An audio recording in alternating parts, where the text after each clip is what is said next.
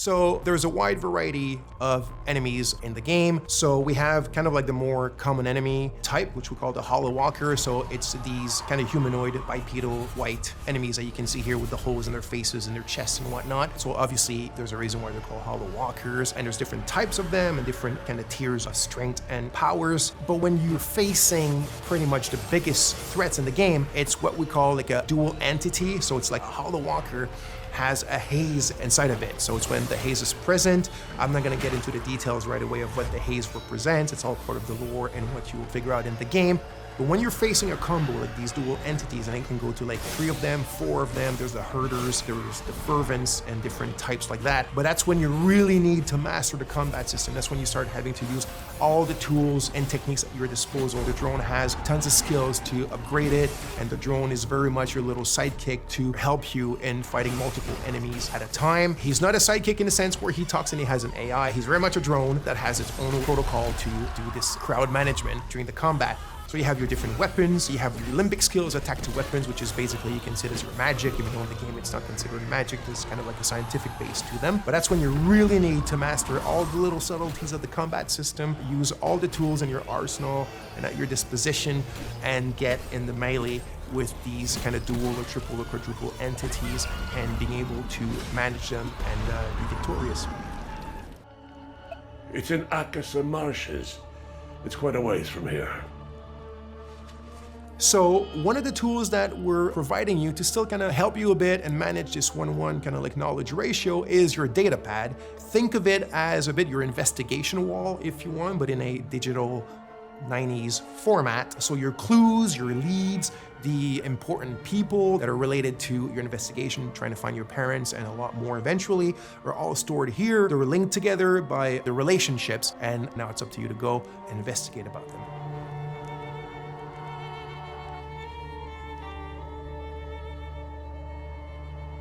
So like I mentioned, here specifically, you can see a combat against a limbic entity that has multiple hazes attached to the Hollow Walker. That's when it gets really complex, it gets very overwhelming because you're alone, but you got your trusty little Cappy.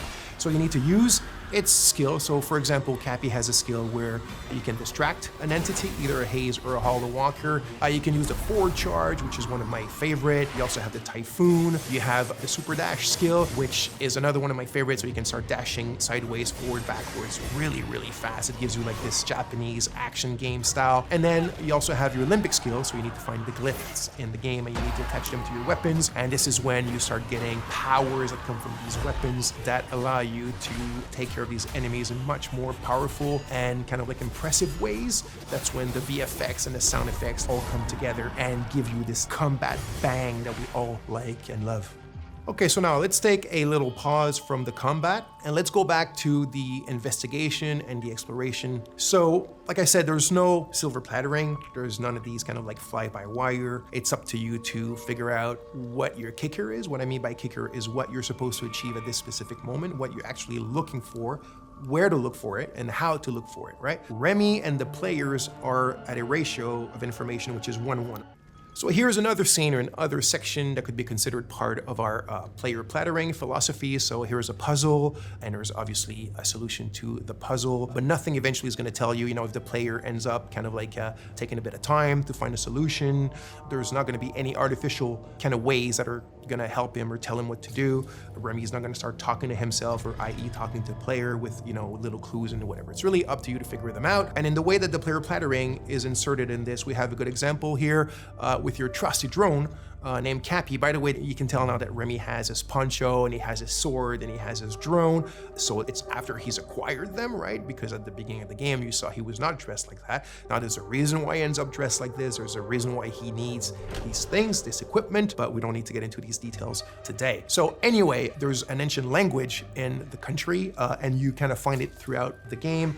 And the drone has a software, one of his many softwares, and this specific one can translate the ancient language. So this puzzle, the way that it works, you need to kind of like explore and observe your environment around this specific puzzle in order to find the clues on how to solve it. You need the drone, your trusty Cappy, his name is Cappy, also there's something behind that of course, and you translate those old texts It gives you little passages of a poem or a psalm or something like that, and through what they tell you and the order in which they seem to have to be pieced back together, you find your clues on what this puzzle does and how to solve it. So again, the players are kind of like just led to their own devices, but things are there, the answers are there, and you have to explore. And again, I repeat it, you have to open your eyes and open your ears, and you'll figure it out.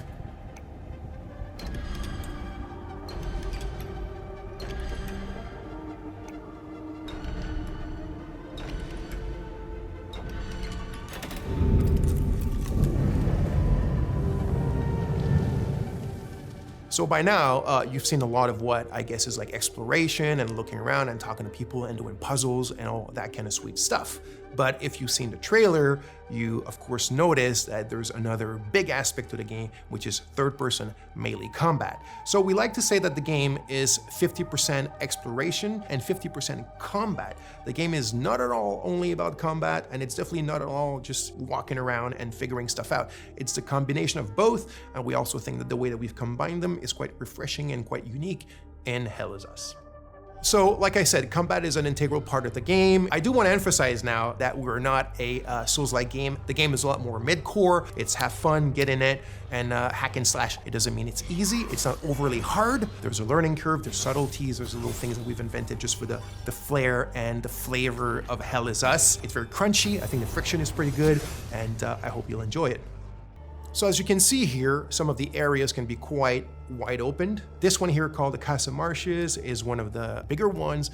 And as I spoke quite a bit already, the game doesn't hold your hand or doesn't really tell you where to go. So out of your main leads or clues or ideas that you have in your head of what you're supposed to do or where you're supposed to go at any given moment, you will also be attracted by a lot of points of interest or just little things in the environment that pique your curiosity. And as you walk towards them or explore, that's when you'll start also making a ton of like peripheral or side discoveries on your own, things that you cannot solve right away, or things that you might think that there is a thing to be done with it when there's none, and it's all part of the fun stuff and the kind of like experience that we're providing in the game. So as you can see here, there's a tree with people that have been hung.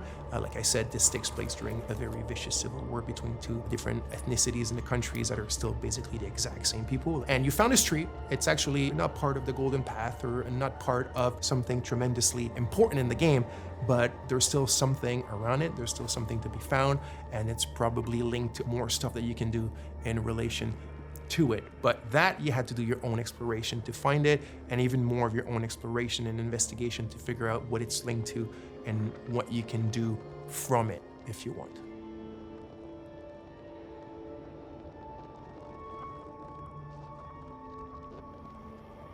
So here we are in a dungeon in the game. So yes, the game has dungeons. This was really important to us. Like I said at the beginning, there's a bit of a love letter to games from the 90s, but one of the challenges was the game takes place in a contemporary setting. The game takes place in 1993, and yet we still wanted dungeons in the game, and I didn't want the dungeons to take place in an abandoned metro station or, you know, in an abandoned factory because it's the modern era. I still wanted the dungeons to be very ancient things. And this brings us to another really important aspect of the game, or one of the very important themes of the game, which is history, historicity, deep history. So history that goes even before history. So there's a lot of mysteries and a lot of lore, and the origin of what's going on in the country and the link to the Civil War is all tied to that deep history and also what has happened since. I won't get into too much details because that will be part of another video for you guys, but you can see a bit of it here, and it shows you the varied palettes and moods and atmospheres that we have in the game, which also I think is something quite interesting and unique that we're doing in Hell Is Us.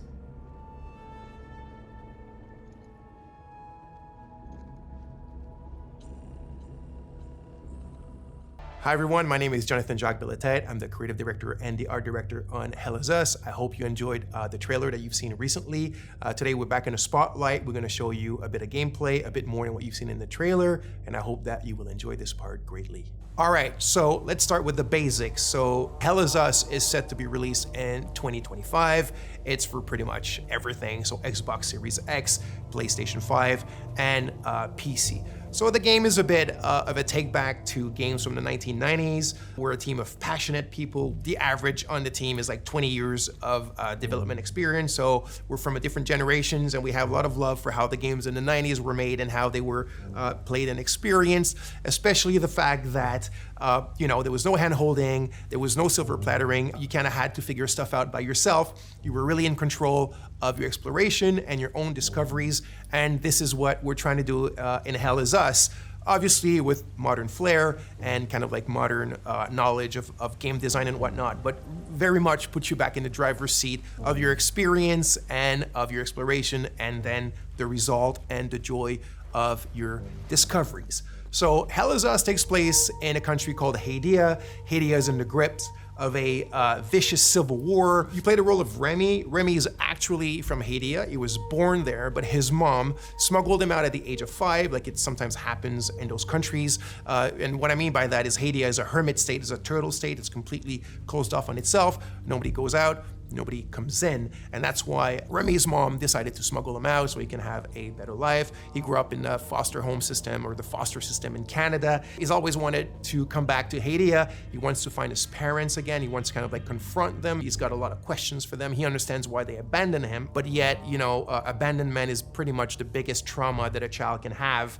And there's like a loop that hasn't been closed properly for him towards this situation and his parents. When the game starts, Remy has finally been able to infiltrate Hadia during the brutal civil war that I was talking about. Remy is a ON peacekeeper. He quit his post, he went AWOL, infiltrated the country, and this is where the game starts. Remy remembers 2 things, and that means the players remember 2 things. It's that his village of birth was called Jova, and his father was the blacksmith of Jova. Those are the only clues you begin the game with, and these are the only clues that Remy also know. So equipped with this knowledge, with these clues, you begin the game and you try to find your way to Jova. You must be lost to wander around Sinedra Forest. I'm afraid I have very little to offer. A group of strange-looking soldiers arrived here last night in an APC. And perhaps you can ask them for help. It's not the first time I've seen them. They always seem to be snooping around here for something. They parked their APC just beyond the woods, to the north. Once in the woods, follow the wind chimes. They will lead the way through. The gate to enter the woods is locked. Here, take this key to unlock it.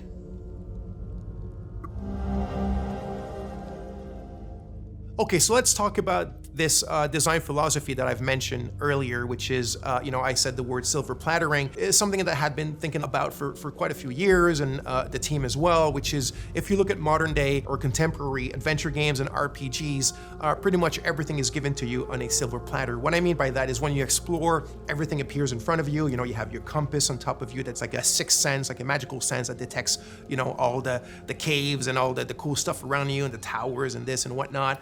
It just appears magically, and you have your map, and you have your mini map, and you have your quest markers, and you have your objective markers, and you can drop your own markers, and you have your quest journals, and it just never ends. And if you think about it, what happens with that is that you're not truly exploring. You're just kind of like flying by wire, and when you find something, it's not really your discovery. It was kind of handed to you on a silver platter. So what you're looking at now is we're having a discussion with a bloke named Ernest Cadell. He's telling us certain information, and then he tells us it's quite far. You need to hitch a ride. You might find people that are willing to give you a ride. It's up to the north of my house, so you're gonna have to use your compass, but your real compass, right, with the coordinates on it, north, south, east, west, blah, blah, blah, and follow that. And he tells you that in the Lost Woods, in order to find your way out, just follow the wind chimes. He says, I've attached them there for my kids when they were young because they kept on getting lost in those bloody woods. And then he tells you, follow the sound of the wind chimes and you'll find your way on the other side of the woods. That's how we do it. It's very organic.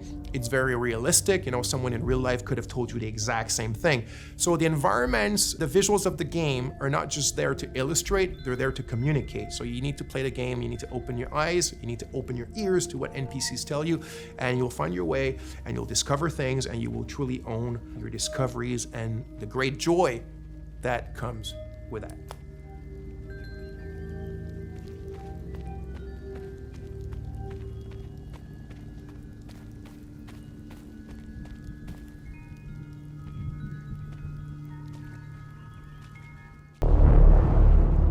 Father told us to hide when they came to our house. Then they took him away. Mother said I couldn't play outside anymore. Everyone had fled. She said the country was sick, but we would be okay. Mother always said monsters didn't exist. I thought they lived under my bed. We were both wrong. They live inside our heads.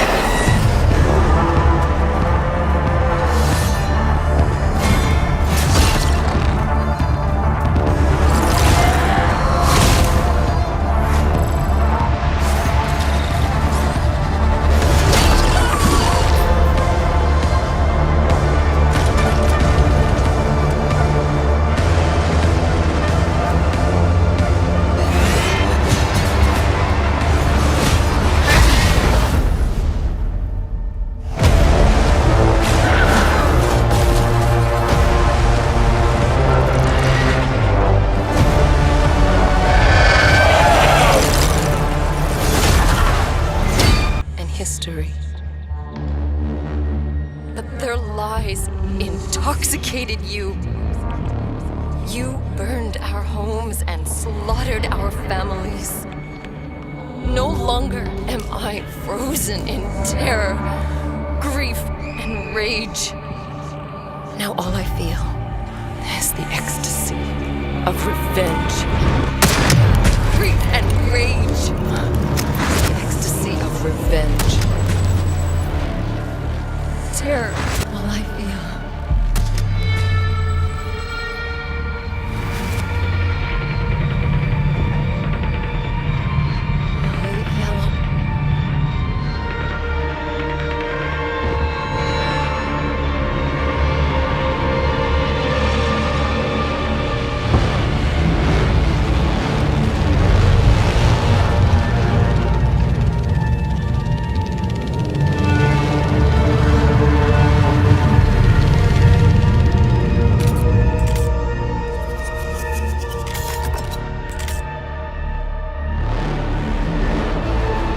So for Hell Is Us, I took a bit of time to figure out what I wanted these kind of high-level directives to be. And they're a mixed bag of things that had always been dear to me and also stuff that I kind of knew that the team also wanted to try and work with. So I came up with about 5 or 6 and I proposed them to the team and we all agreed and we went ahead with them.